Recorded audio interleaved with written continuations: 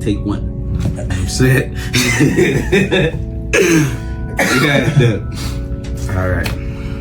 Hey, what's good, YouTube? It's your boy Ace the Barber, GiftedHandz, the one and only, you know. So today I'm here with I got a special client here today. His name's Cordell Evans, father of 3, very passionate when it comes to motivate others, and just has the same vision, has the same drive as me. He wants to see you win. And I gotta say, it's been great talking to him over the past 6 months. We've talked a lot. We've brainstormed a lot, and I must say, there's no other person I could brainstorm with. It's just flow. We flow together. So I'm gonna let him introduce himself. 100%. You know what I'm saying? Yeah. For an introduction. Yeah. Thanks, bro. I appreciate it. And kudos goes to you, man. Because honestly, like you said, the last 6 months that we kind of like had a relationship, 6 months to a year, we really started talking about a lot of motivational shit, entrepreneurship, all kinds of stuff, and we both kind of been growing together as a unit. And you are Ace the Barber, one of the best barbers in the city.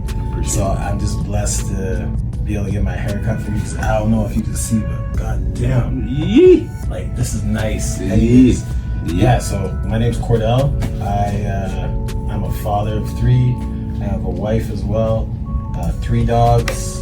I have a 9-to-5 job in the oil field office, and I also run a small business on the side where I do fitness, nutrition, mindset, and wellness coaching. So I like to help people and serve, and I'm just grateful to have this relationship with Ace and just see the growth over the last 6 months. Because I'll be honest with you guys, it's fucking crazy.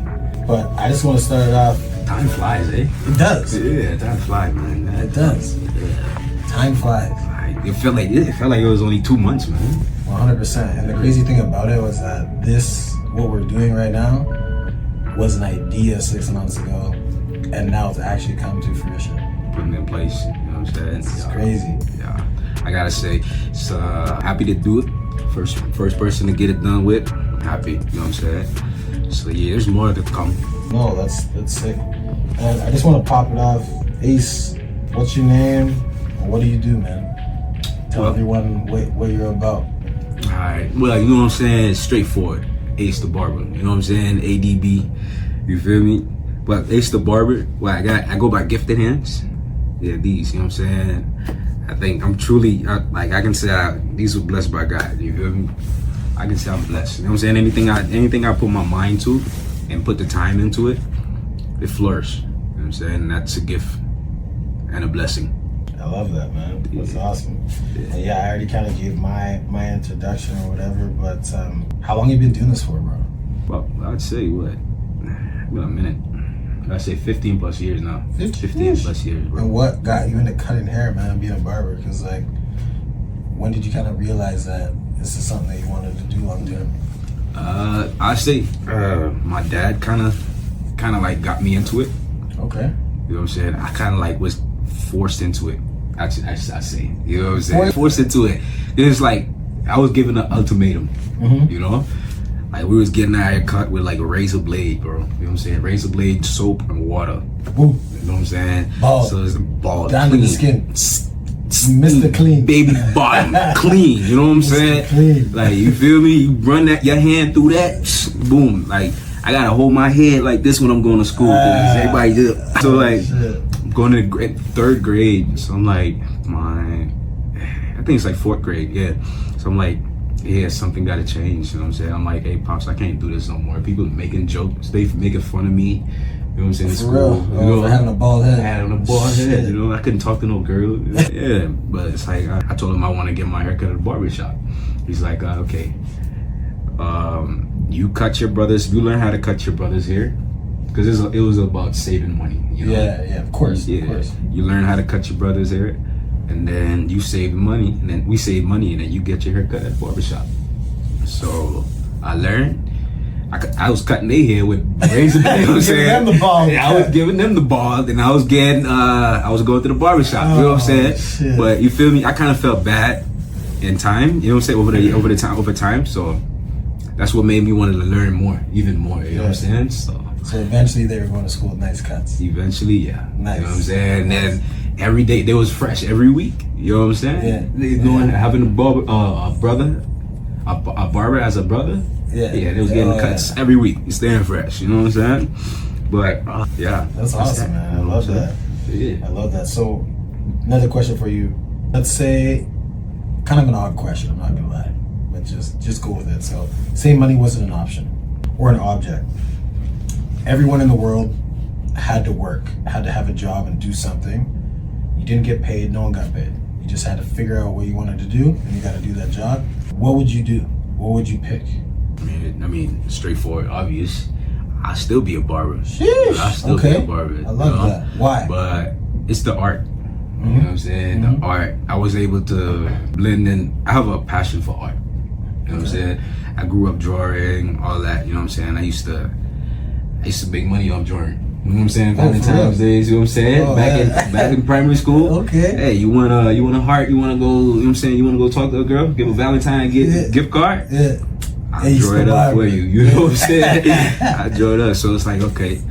I always used to like using my hands, so when I learned I could do designs with the haircut, you know what I'm saying? That pushed me to love it, learn it even more, you know? Yeah. And if it wouldn't be barbering, it'd be music. Okay. Sick. So what do you play? You sing, you play guitar, you... I play the drums. Okay. And keyboard by ear. Okay. I was actually in a men's chorale back in high school. Oh, sheesh. You know All what I'm right. saying? Yeah, that's sick, man. That's awesome. Yeah. I'm not much of a music guy myself. I got a couple moves, you know? Yeah, you know what I'm saying? Yeah, I can't dance. You know what I'm saying? You feel me? You can get that. Yeah, 100%. But let me ask you that question. You know what I'm saying? If money wasn't a problem, what would you be doing? If money wasn't a problem or an object, I think I would have my own practice, my own business where I had, I don't know, 10 to like 50 employees that worked under me. And I want to have some sort of like business/coaching company where you go into businesses and you help coach corporate teams on how to operate successfully, cohesively, and at like your optimal, let's say, performance kind of thing. I just know I've worked for a lot of different companies, and when you can really understand like what an employee's personal motives are, you're able to get a lot more out of them. So that's one thing. So just doing some public speaking that would be kind of cool. And then I'm really into right now the fitness and wellness space as well. And I would love to do some public speaking and coaching people on personal development, mindset, and just simple habits coaching. It's amazing like what you can do to someone's life when they just change a couple small habits. Didn't you have to do speaking? Yeah. I've done a couple small public speaking recently? Events and stuff like that recently, and they went well. I mainly talked about the mindset portion of it. So Bob Proctor is a self-development mindset guy. You guys probably know who he is, but one of the big parts of Bob Proctor's practice is it all comes from these 4 things. So he says, your thoughts create your feelings create your actions, and your actions will create your results in life. Ooh. Say that one more time. So your thoughts create your feelings create your actions, and your actions create your results. Yeah. So what it means is, for example, if you put it in the frame of like a professional athlete, let's talk about Michael Jordan. Yeah. The man. You know what I mean? That's a GOAT, PJ. 100%. And you know that guy's not going into the NBA Finals with one bad thought in his head.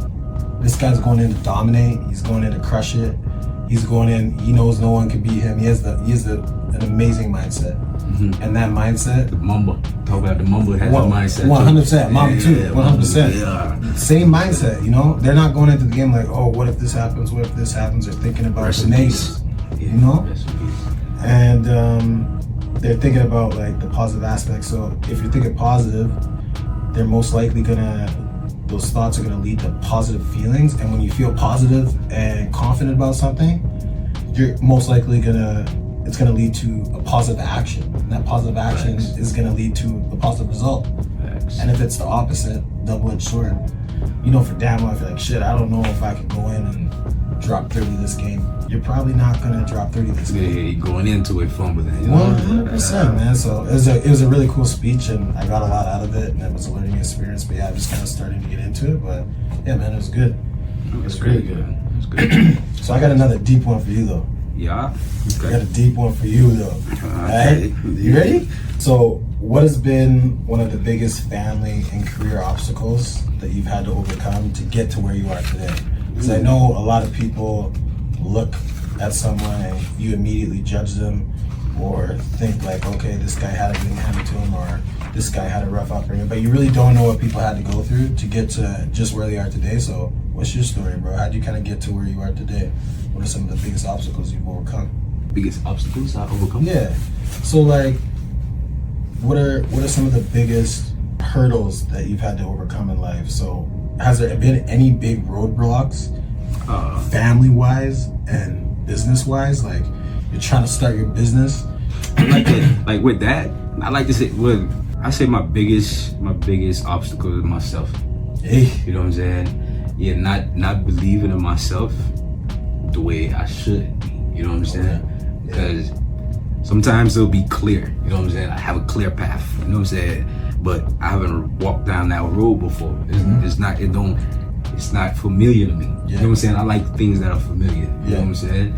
So it's like not familiar to me. So it's like, I don't know if I can do that. You know what I'm saying? Before getting into it. Wow. That, overcoming that, I'd say was the biggest. You know what I'm saying? Crazy. How did you overcome that, bro? Like, what are some of the things that like you had to think about or change your way of thinking to like get through that? Because I know there's a lot of people out there. Yeah. The same thing. They get a new opportunity comes, and they've never walked that road before, and they don't know what's on the other side of like fear or the obstacles that might come, and they get scared and they don't do it. So like, how did you get through that hurdle? I mean, by getting the first one done. Hey, you know what I'm saying? Okay. Cause I would think a lot, make plans in my head, but then like tomorrow, the next day, it's gone. I don't remember it. Yeah. So I started writing things down. Remember when we were talking, started planning things. Just like I say, really, I started overcoming these things 6 months ago. Yeah. You know what I'm saying? When we were talking, planning things. Yeah. Like, all right, I'm gonna start writing. You know what I'm saying? And I got one done, and I was like, oh, okay, that's done.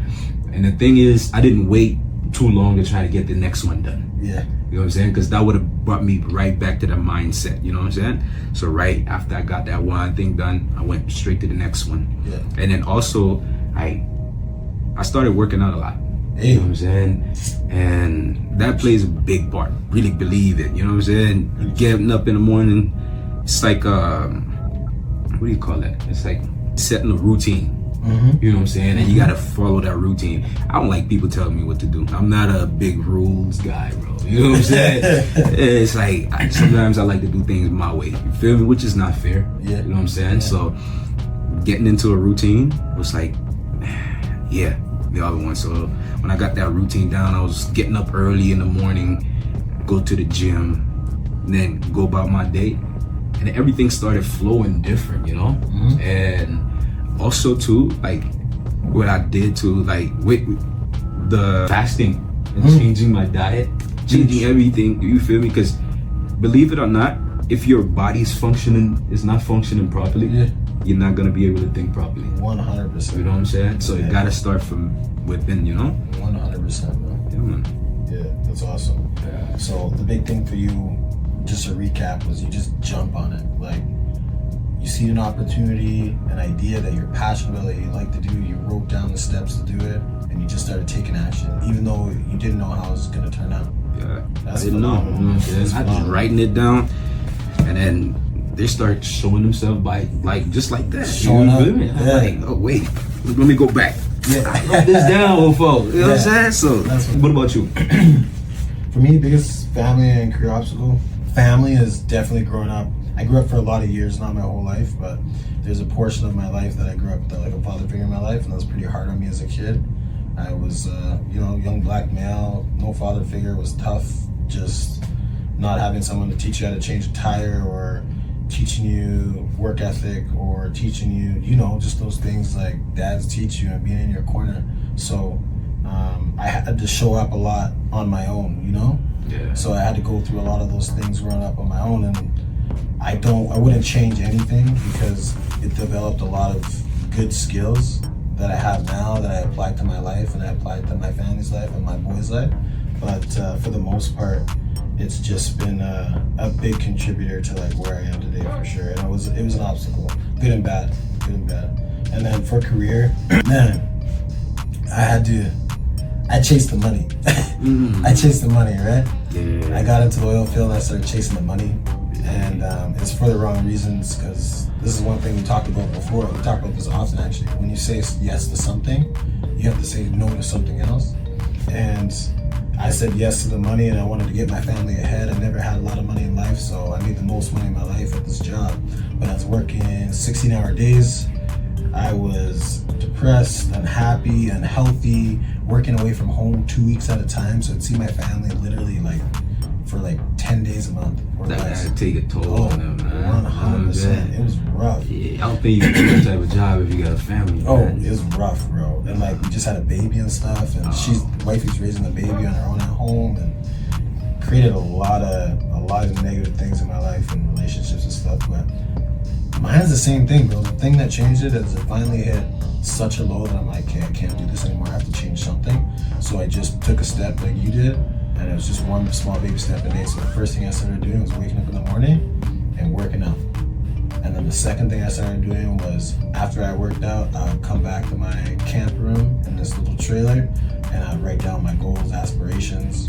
I would pray, and that helped a lot. And then finally, eventually, since I was in that mindset, thinking about those things, it led to good feelings, and those feelings led to some actions. I started applying for jobs, and then eventually, after 3 years of doing that, I got a new job, and I was at home with my family, you know. And it's been maybe not as much money, but I'm already just about making as much money as I was when I left. So just make sure when you ever take risks or make a change, make sure you do it for the right reasons, you know? Right cause, yeah. I learned that lesson the hard way, bro. I learned all my lessons the hard way. It's the worst, but I guess it's also the best way to learn, you know?